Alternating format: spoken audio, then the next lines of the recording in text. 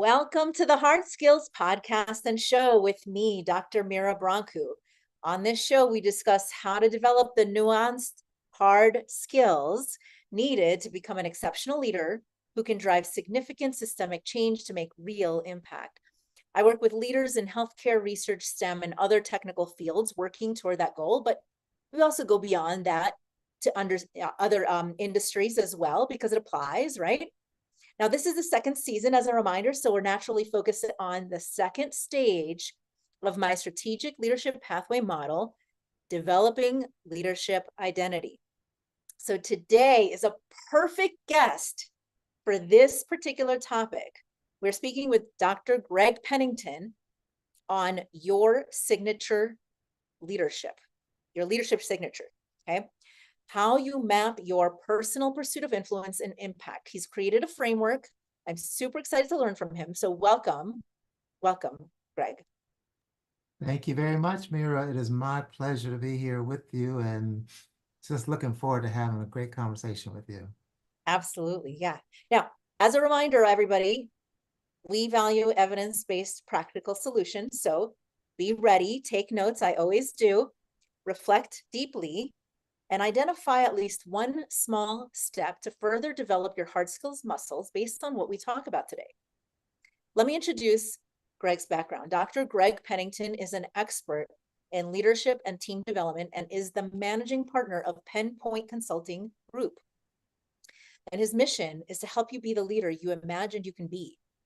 Dr. Pennington's experience includes leadership roles in human resources, diversity consulting, consulting psychology, high potential development, and succession planning. He leverages over 30 years of experience in internal and external roles to provide a thought-provoking and practical approach to executive coaching, targeted leadership development, and accelerating high-performing teams. By positioning diversity as the full utilization of all resources, he offers a lens to the impact of diversity and inclusion on an organization's values and business outcomes. He's always focused on learning through sharing, and he dedicates a significant amount of time and resources to professional associations and individuals in early stages of their careers and at transition points in them. In fact, that is how I got to know him. When I was first transitioning from clinical to consulting psychology, I took a beginner's peer supervision and training experience with him through the Society of Consulting Psychology, which he previously served as president. And he was offering this opportunity and I jumped at it. And now I've never let go. Yeah.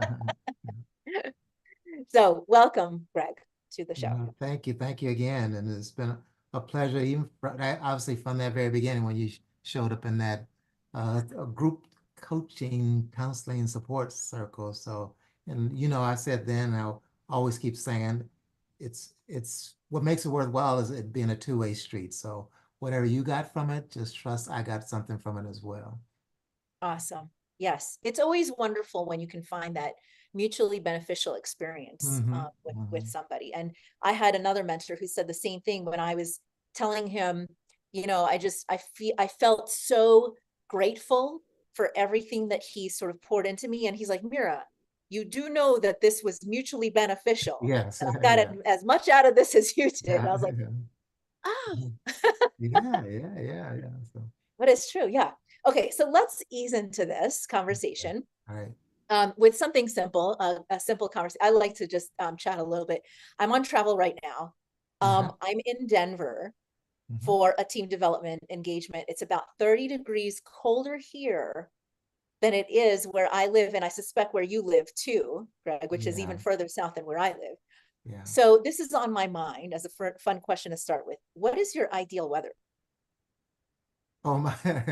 Your ideal weather. No, that's a good question. So my ideal weather is probably a 75 degrees steady temperature with, sometimes we used to call it sweater weather because it was like 75, 80 during the day and 75, 70-ish in the evening. So you can put on a little bit of sweater. But I got options then. And those options don't include me shivering and so forth. So that would be ideal. Yeah, with a little bit of change in weather. So here in Atlanta, we get a piece of all the seasons. I don't know if I could do 90 degrees all year long or 40 degrees all year long. But that's what I would say. 75 degrees Celsius, I mean Fahrenheit, and I'm good to go. I agree. That is absolutely perfect. Some people might say that is too warm, but they're crazy. Mm, I agree. You and I yeah. agree. Well, I tell those people now my floor heater is at 73 degrees. So Yeah, perfect. Yes, I do keep the weather in our house about 73, and I'm not well, sure if that agrees with there's this. 7 or 8 degree difference between the second floor where I hang out and the first floor where my wife hangs out. So she insists I need to get that stuff called Geritol. Very funny. Okay, Uh, let's move into Sure. your framework. You have a book actually on this, right? Yes. It's Mhm. called The Leadership Signature. Yep. Tell us about um, what experiences have you had with leaders that led you to think about the importance of this leadership signature, Yeah, and it's called Your Leadership Signature. So that your final, leadership yeah, yeah. signature? What's your leadership signature? Um, so a couple of quick reactions when I asked my son about had he read the book, he said, "You mean that book where you have to do some work?" So it's somewhere between a book and a workbook, right? But Mm, to your point, question, I would tell you from a practice standpoint, I just remember real clearly my first job as a human resources manager for a savings and loan. And I was working with the president of that savings and loan. And one day, I don't have to give the whole context, but one day he said, "Isn't that what a president is supposed to do?" So it's just like moments like that from that early first job out of graduate school to recent times where somebody reflects on what am I supposed to do in that particular role. So that's just a real trigger to are you trying to fill a prototype or are you trying, yeah, and what does it take for you to compromise to fill that prototype? So there's something valuable, like you're saying, that everything we talk about is evidence-based, even though I don't want to spend a whole lot of time giving citations, but there's some data that would suggest if you generally said a leader, president of a savings and loan financial institution, coach of a football team, whatever the list is, parent. So there's always some data that says, statistically speaking, this is what those types people do in those roles. But I just appreciate Mira that somehow now I'm trying to figure out. I like that suit. It looked pretty good in in the window. But when I put mhm. it on, it didn't quite look right. So do I just need to alter it a little bit, or do I need to go to a different store, or do I need to lose some weight, gain some weight? But what's the what's the productive tension between here's what people expect in that role, and then what would be natural, fluid, almost automatic for me to feel it. But that would be the, I mean, if I was videotaping, it would be when Bob said, and I thought, oh, he's working with the president of the institution. And he said, well, isn't that what a president's supposed to do? And it was just not, I mean, intuitively, what we're talking about didn't seem to fit his character or style. So, Yeah, yeah. Oh gosh, there are so many ways we can take this uh-huh. that I'm thinking right now. And I really like your term productive tension. Mm-hmm.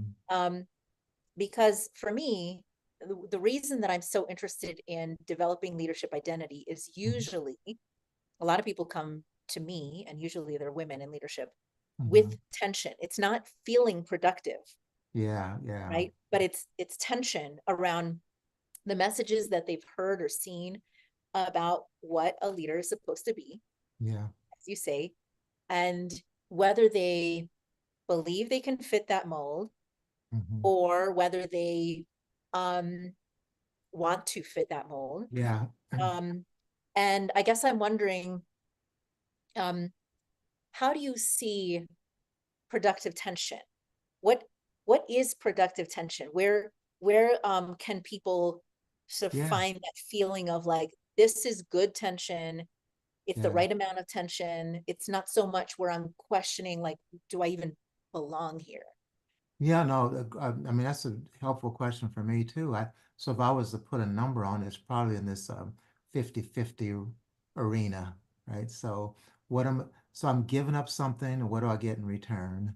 I have to put forth some effort, but I don't get totally exhausted by that. Um, I have some responsibility for changing, fitting in, the others around me, including the institution, has some degree of tolerance, some band of tolerance, some band of flexibility. So where in that space, becomes productive tension. I mean, those who are, I mean, really are researcher, and you probably heard similar conversations around proximal learning, you know, where's that level that, oh, this is a slam dunk, this is easy, motion for me. I was born to fill this role, right? So I just move into it. And I said earlier, you can do some things automatically, and I do think that's valuable in many ways. It doesn't necessarily push you to do more. It doesn't necessarily prepare you for something that was unexpected. So somewhere in that realm, from there's no way in the world, I could fill this role, either from technical expertise or psychological wiring, so forth. Absolutely no way. At best, it's like a 98%, probability of failure, right? Um, but all the way to the other extreme, like there's is there's an opportunity for me to be successful here. So the productive piece is, I put forth some effort and I get some feedback, and that feedback is developmentally oriented enough. Like, you worked 5 hours for that presentation and it bombed. So I've got some data points. And then I've got some productive tension there in there to say that, well, maybe I worked too long, too many hours bombing. So some of that productive part of the tension is, do I have some options? Can I change some of the behavior? Can I get some different input? Can I actually reframe it differently? Those are the things that make it productive part for me. The tension part is, what's going to get me activated enough, to even care about this. Right? And activated enough. And the caring part is, what are the consequences of my behavior? What are the rewards? What are the risks related to that? What's the pleasure I get from it? And those things kind of come together. Then it's like, even like we started today and said, I'm both eager and anxious, right? So if I was to write it out, then I go, okay, read the script. If you give me all the questions in advance, I can prepare for them. But it's like, oh, I sort of know where we're going. And I'm going to find some stuff along the way that I probably didn't even expect. And that's okay. So that's the other part I think that makes it productive. If in the end I'm still in this growth mindset and everybody around me is in that, oh, what could we do? What could we do differently? What could we do again? Both in those moments that we would have said were successful, as well as those moments in which somebody would say, no, that was a failure, you didn't meet it. There's still some learning, in both of those areas. Yeah, and I think that is what I was thinking of when you were mentioning proximal development, Mhm. right? For those who aren't familiar, the zone of proximal development, which I Yeah, think is an educational psychology and counseling term, yeah. is like um, what coaches sometimes call growth edge, right? It's like Mm-hmm. um, what is like a right adjacent to your ability, but the Mm-hmm. next step up in your Yeah, growth or learning. Um, but you're just like just a little out of yeah, reach, yeah. not so far off that it feels like this is an impossibility, but close enough that you have to work at it, right? Yes, yes, yeah. You get activated on it. So it's that zone of development for sure. And there's just so many different metaphors on that. I mean, I think those that are listening that are coaches, I think that coaching model that says, when have you been successful in a similar way? Any of that opportunity of grabbing on, a positive, successful, productive experience, and then using that, like you're saying, mirror, what's the adjacency to that? What's the approximation? If I made a presentation to my direct reports, could I make a presentation to my peers? If I made a presentation, now there was a point in time I was sharing this with a colleague, good friend of mine, whose career had gone, internal career, and she had managed a group of X number of people, then a slightly larger, then a slightly larger. She reminded me that all the growth, all that approximation, all that adjacency, some of it is stepwise, but in some organizations, it's exponential. Hmm. So that's the kind of the interesting caveat to that. I mean, step by step, give me a little bit more, a little bit more. And then at some point there, for different reasons, there may be much more of an exponential leap from what I've done in the past to what you're now asking me to do, going Yeah. forward. Yeah. So a couple of things that I heard about, like, how do you know it's productive tension, Yeah. is number one, do I feel like I have options I can try? Hmm. And number two, am I motivated? Yes. Like it's worth it to try. Yes. Is that Yes. right? Yeah, exactly. Yeah. Yeah. Yeah. And um that means finding um what am some level of discomfort I'm willing to accept as part of this Yeah. process because Yeah. it's worth leaning into, right?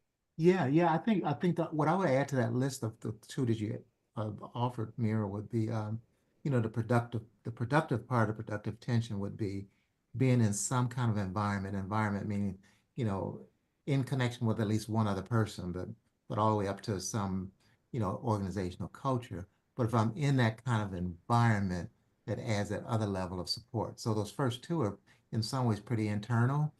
I have options and I'm motivated to do it.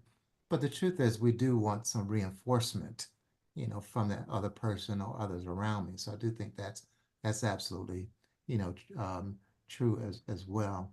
Um, but so I Great, would just add great. that to Okay. that context. Mhm. Yes. So let's we're going to go into an ad break. Let's come back after the ad break to talk about that external environment as part of this as well. Sure. So again, you are listening to the Hard Skills with me, Dr. Mira Bronco, and our guest, Dr. Greg Pennington. We air Tuesdays at 5 p.m. Eastern. If you would like to join us online to our online audience and ask questions that we can answer in real time, you can find us on LinkedIn or YouTube at talkradio.nyc. And we'll be right back with our guest in just a moment. Are you a conscious co creator? Are you on a quest to raise your vibration and your consciousness? I'm Sam Leibowitz, your conscious consultant, and on my show, The Conscious Consultant Hour Awakening Humanity, we will touch upon all these topics and more. Listen live at our new time on Thursdays at 12 noon Eastern Time. That's The Conscious Consultant Hour Awakening Humanity, Thursdays 12 noon on talkradio.nyc.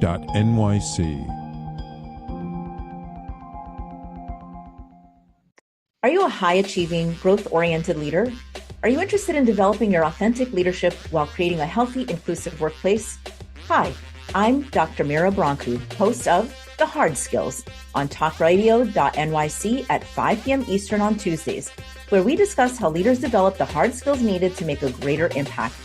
We interview experts, have live coaching, and tackle these challenges. Listen to The Hard Skills on Tuesday at 5 p.m. Eastern on talkradio.nyc.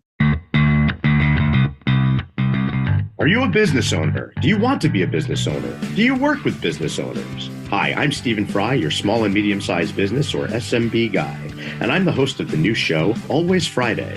While I love to have fun on my show, we take those Friday feelings of freedom and clarity to discuss popular topics on the minds of SMBs today. Please join me and my various special guests on Friday at 11 a.m. on talkradio.nyc. You're listening to Talk Radio NYC. Uplift, educate, empower.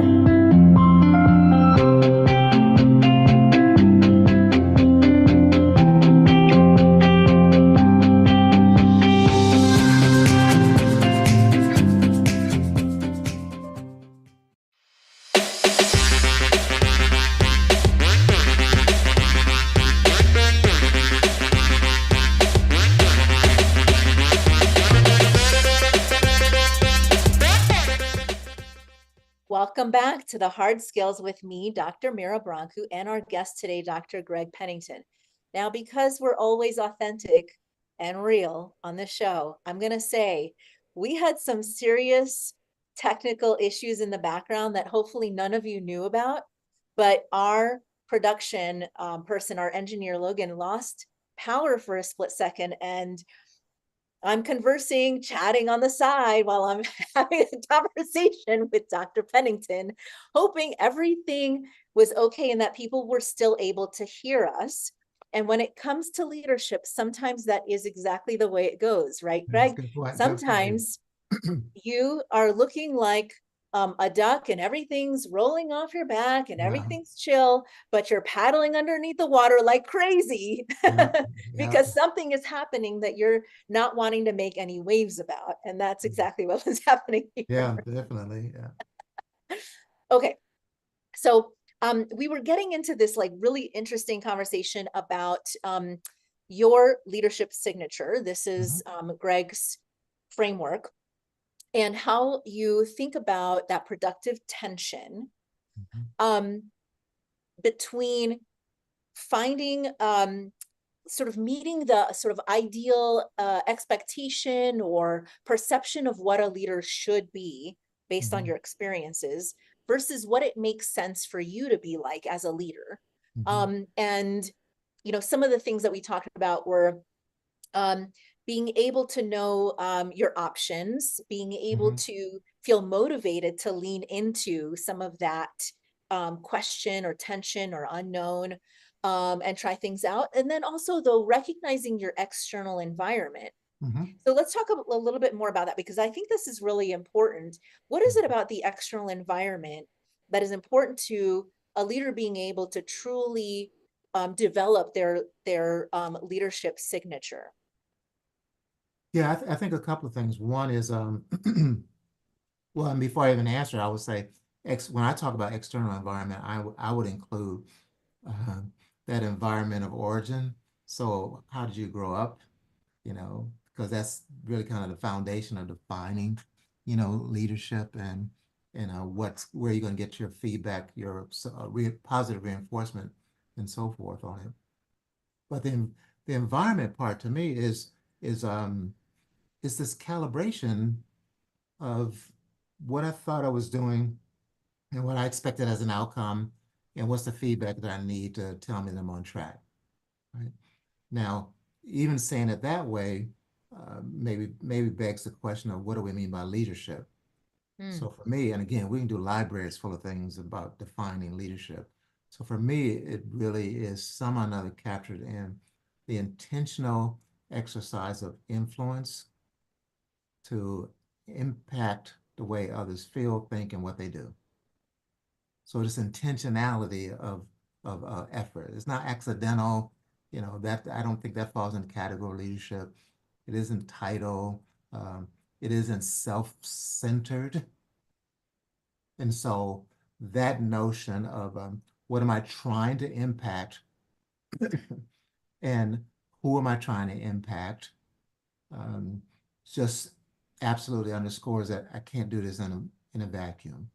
So part of reading that environment, and maybe dumping a bunch of terms here, but the same things you're talking about, Mira, about personally as a leader or in a leadership role, I get more confidence when I think I have options, when I think I have some clarity about where the organization is going, when I think I have some clarity about and some confidence about what impact I can have in that.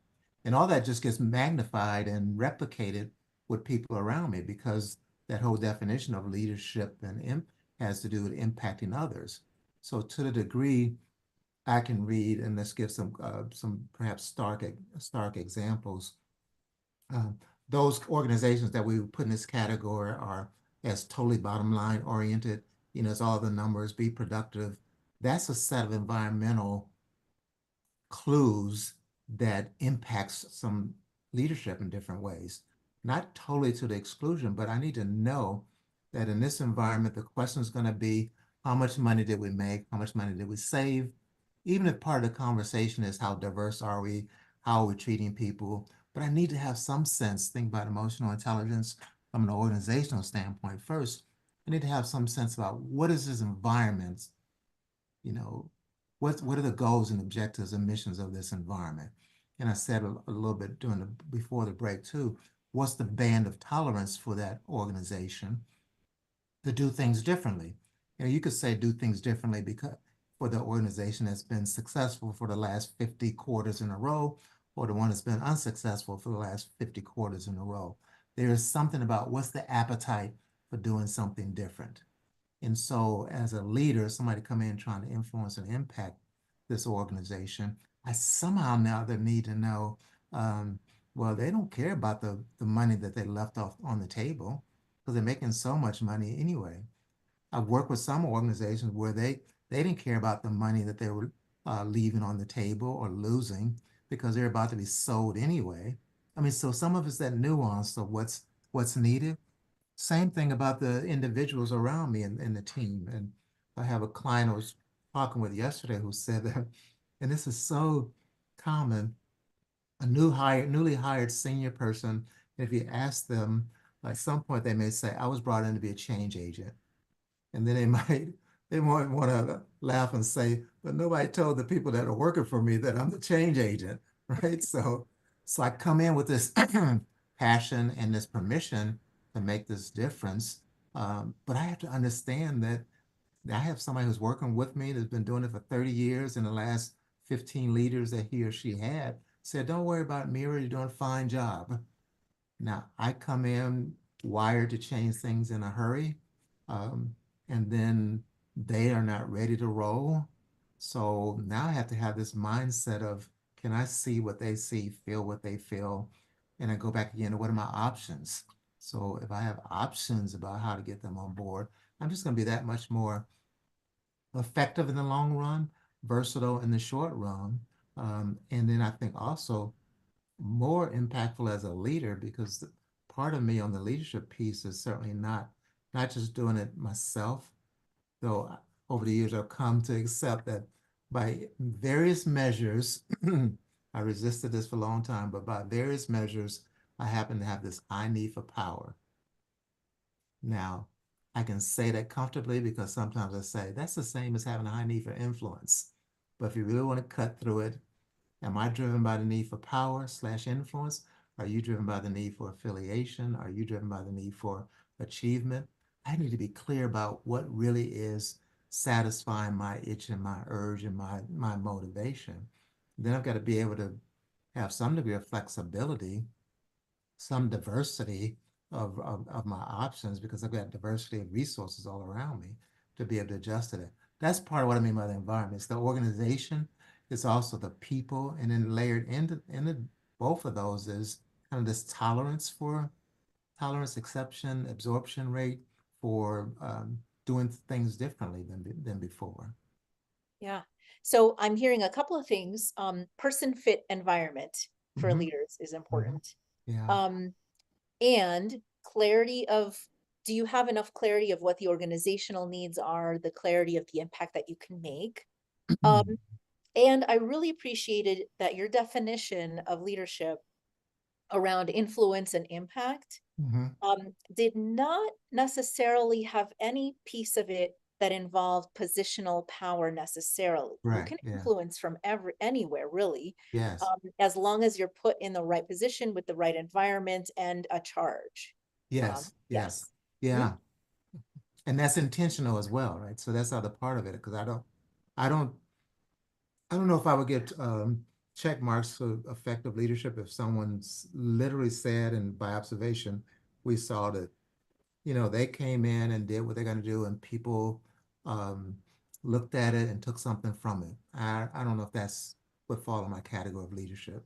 If along the way they said, well, let me show you how I do this. And now you go do it on your own. Don't bug me anymore. I do think of that as leadership because it was intentional. I want to tell you something that I do and encourage you to do it, and then give you room to do it on your own. So. Yeah. So let's talk some more about your framework when we come back. Also, I just want to say hi, Catherine Hall. I see LinkedIn comment. She's tuning in from New Mexico. Nice to see you here. If you do have questions, let us know.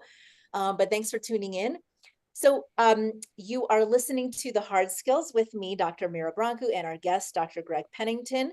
We air at 5 p.m. Eastern on Tuesdays. We'll be right back after these advertisements. Hey everybody, it's Tommy D, the nonprofit sector connector, coming at you from my attic. Each week here on talkradio.nyc, I host the program Philanthropy in Focus. Nonprofits impact us each and every day, and it's my focus to help them amplify their message and tell their story. Listen each week at 10 a.m. Eastern Standard Time until 11 a.m. Eastern Standard Time, right here on talkradio.nyc. What really drives success in business? Introducing Intangify, the show that explores the intangible assets that create value and growth. I'm Matthew Asbell, your host and an attorney focused on innovation. Join me Fridays at noon Eastern to discover how innovation, culture, and other intangibles shape thriving companies from startups to established businesses. We'll share strategies to unleash your business's true potential. Tune in live on talkradio.nyc Fridays at noon Eastern and Intangify your business today. Were you an essential worker during the pandemic? If you needed to learn stages of epilepsy, did you depend on advocates? Did you use new innovations to cope with mental and neurological issues? Maintaining high quality of life and keeping good mental health are what we all strive for. I'm Frank R. Harrison, host of Frank About Health, and each week top healthcare influencers, professionals, and innovators answer these questions and more. Stay tuned on Thursdays at 5 p.m. on talkradio.nyc, and I will continue to be frank about health with all of you. You're listening to Talk Radio NYC at www.talkradio.nyc. Now broadcasting 24 hours a day.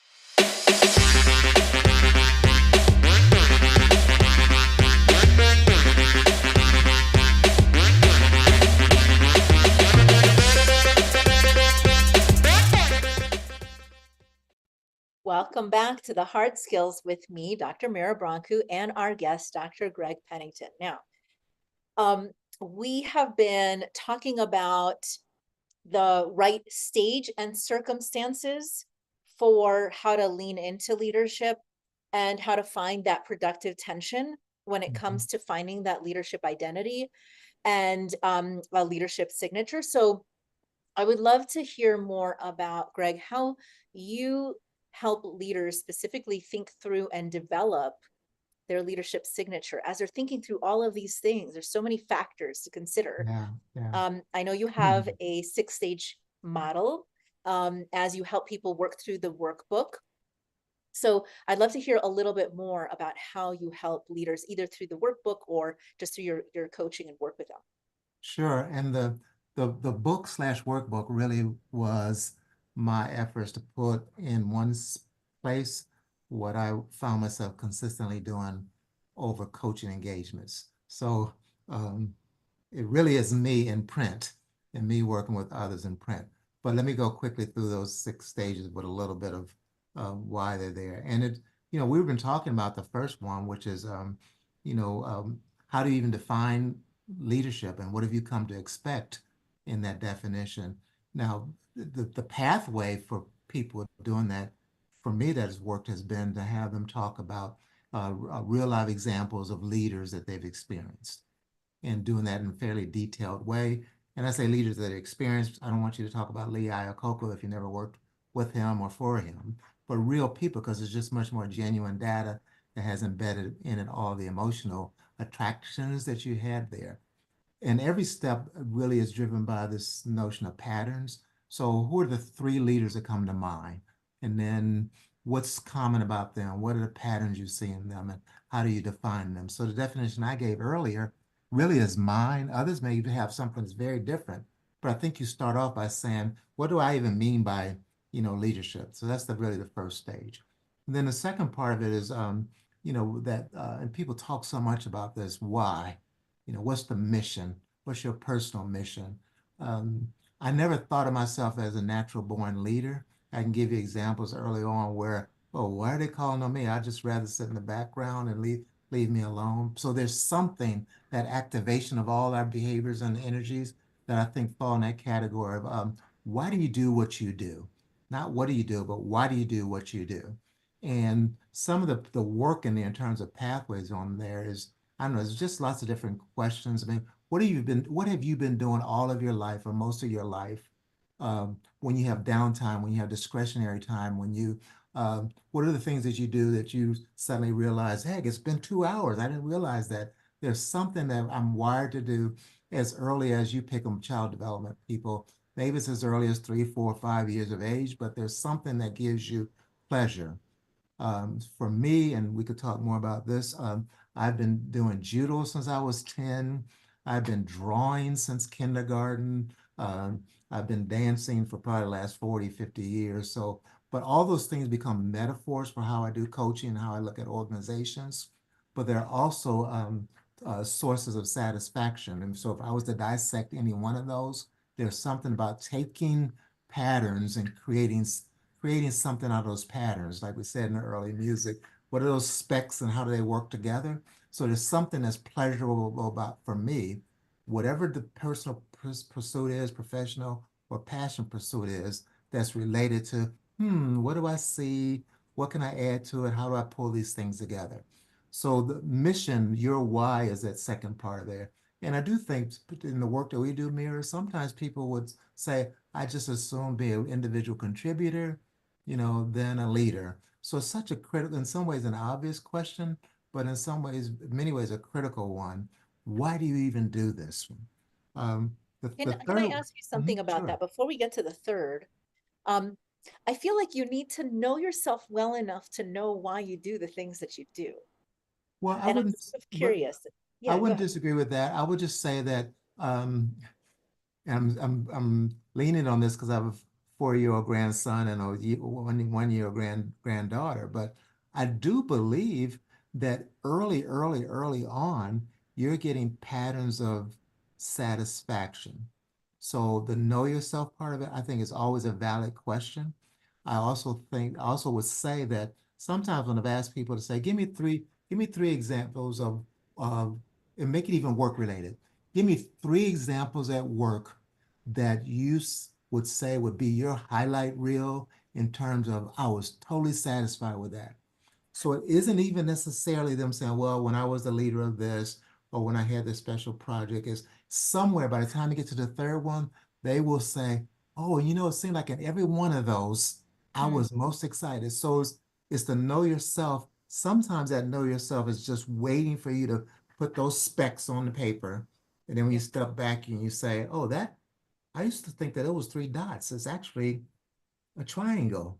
So that revelation, I think, is arguably just right there, but it's also an aha because many people don't pause long enough to say, why do I do the things that I do?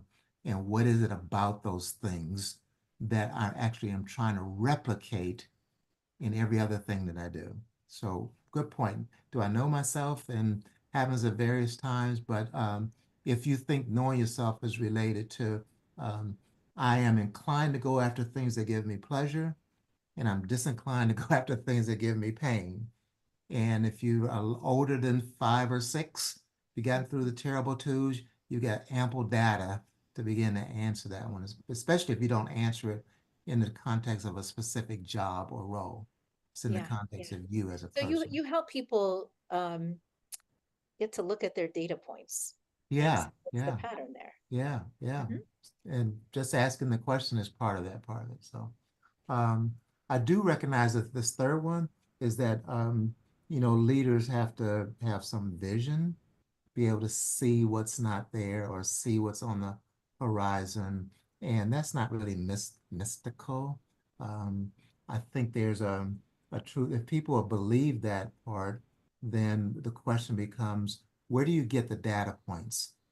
And someone talked to me to share with me the metaphor of the connective dots. So do I collect dots? So I read this book and that book and that book. I went to this podcast, I went there. So I'm accumulating stuff.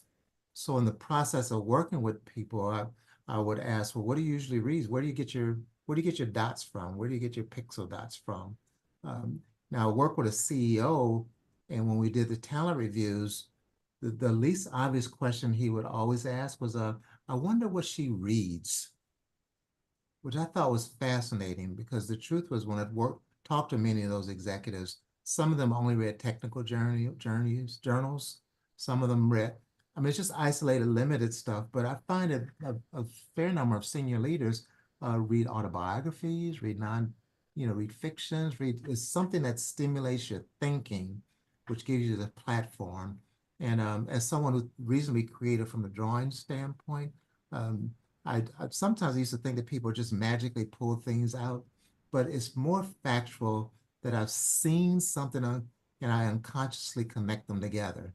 So how do I input all of the stuff in order to be able to see the vision that's out there? So the book has several pathways about that. Where are you accumulating stuff? And do you even have some fun exercises? Years ago, there was a book called Freakonomics, something like that title. And it was just fascinating from the sense of somebody would say, wonder if we put that house next to, hemlines on skirts. What will we see as related? Just asking the questions about, hmm. So again, grandchild reference, Sesame Street. I wonder, what if, let's try. So just that natural curiosity, I think is pretty compelling as a leader. Three more, I think. Impact, because you do have to have some impact. I mean, I referenced this earlier and for the sake of representing how I think of it and maybe even narrowing it, I do think of impact as what buttons can I push? What are my sources of power and influence and impact? And one of them really is this need for power. I can be real direct. I can be intentional. I can take the lead. Um, I can build collaborations.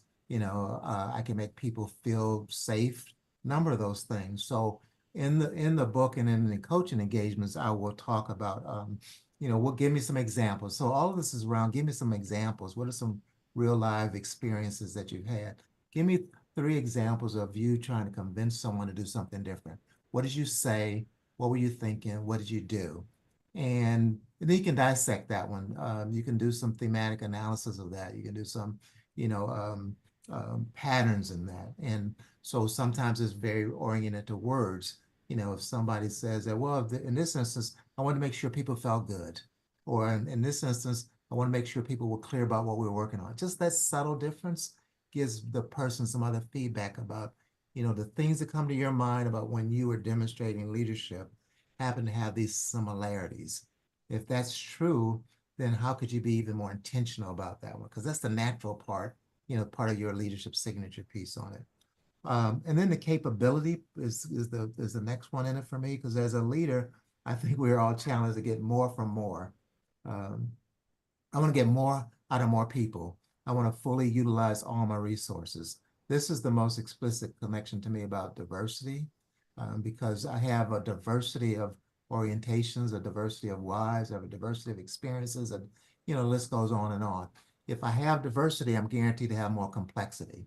And if I have more complexity, I benefit from having more options. So there's an old exercise, probably from social psychology, we used to call it your least preferred coworker.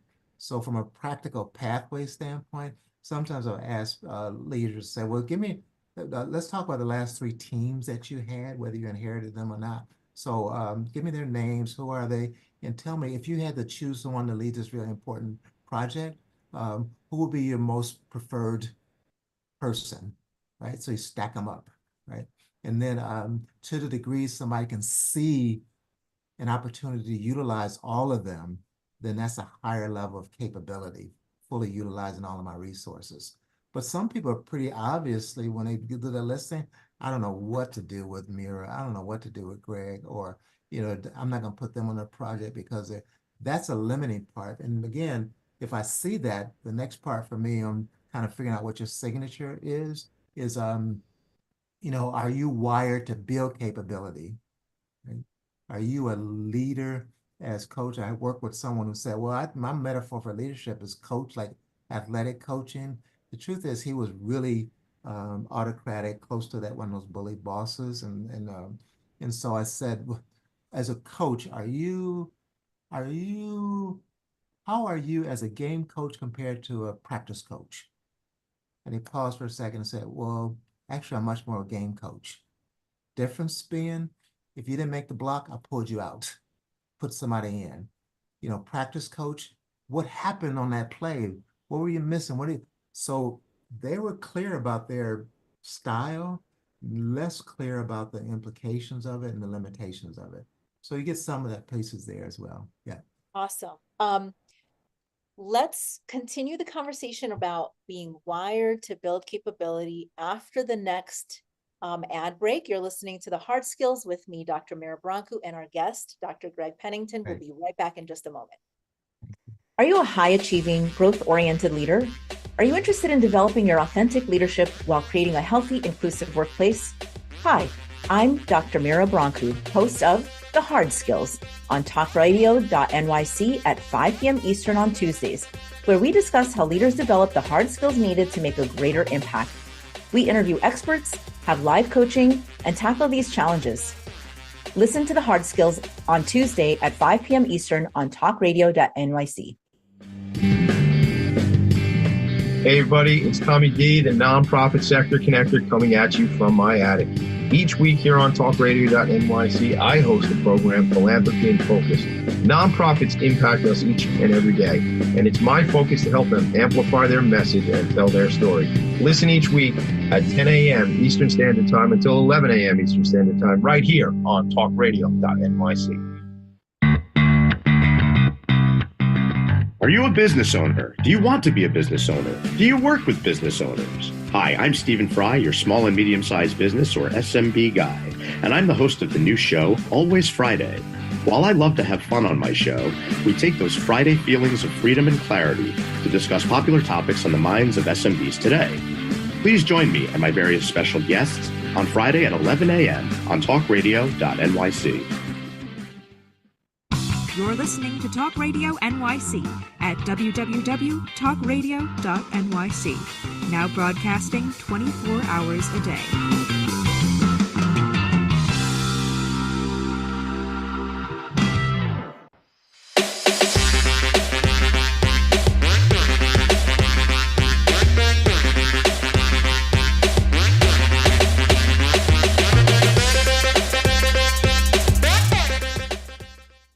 Welcome back to The Hard Skills with me, Dr. Mira Brancu, and our guest, Dr. Pennington. Now, we have talked about the first 5 of his 6 steps to developing that signature leadership, that leadership signature. Define leadership, right? Why you do the things that you do. Vision, how do you get to it? Impact and influence, and capability. And also, how are you wired to build that capability? And that's where kind of the diversity piece starts hitting as well.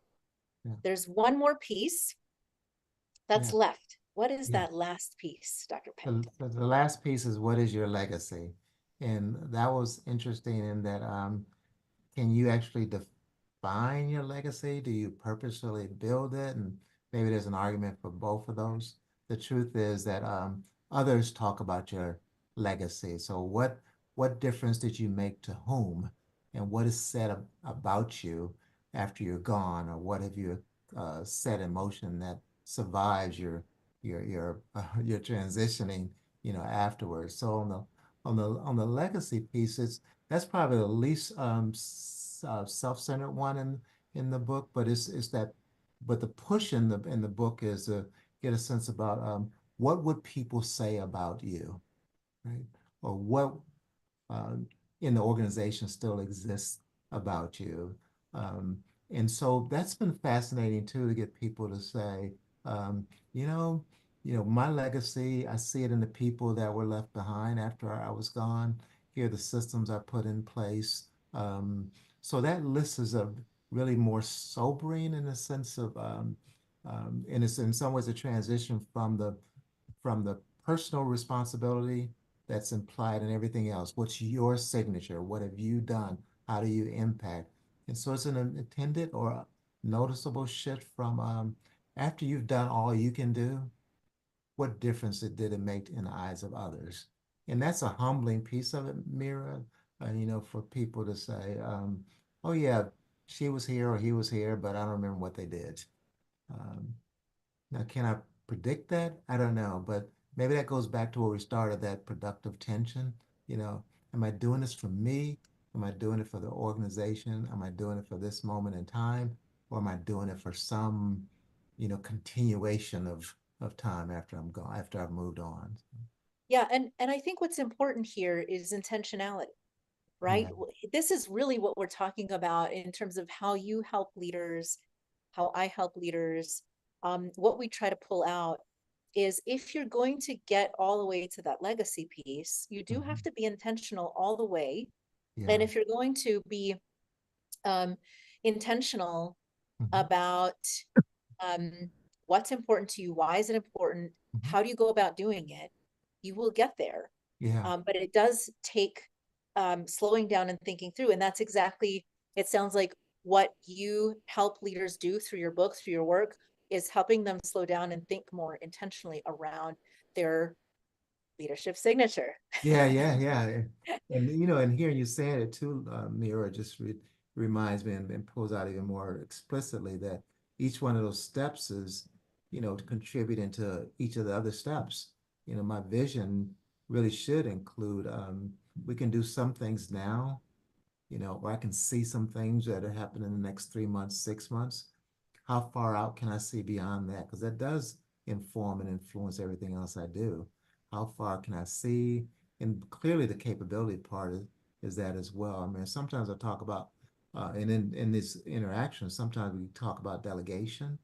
And it's another aha moment for people to realize that sometimes they delegate for delivery and sometimes they delegate for development.